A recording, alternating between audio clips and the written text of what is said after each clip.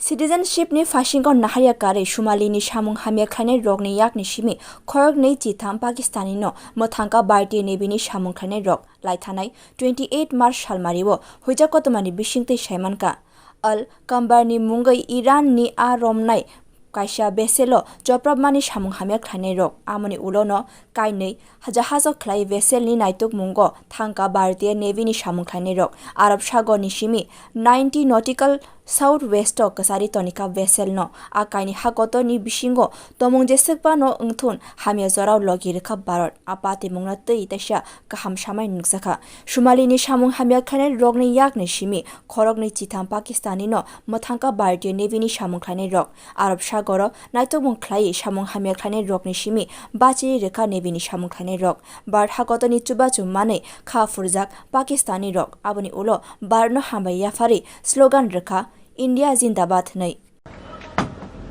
मैं अमीर खान हूँ, मास्टर हूँ इस लॉन्च का। अल इस्लाम बोर्ड है, 8 दिन है। मैं ईरान से निकल के आ रहा था समंदर, मुझे सोमालियों ने आई चेक किया हुआ है। कल दोपहर 3 बजे रात से इंडियन नेवी मेरे पीछे लगी हुई है इमदाद कुमक के लिए। पूरी रात इन लोगों ने मगजमारी की, जोर लगाया सोमालियों से। आज पूरी दिन अभी दिन की 4 बजे होने वाली है। इंडियन नेवी ने मुझे आज़ाद कर दिया, सोमालियों को निकाल दिया है।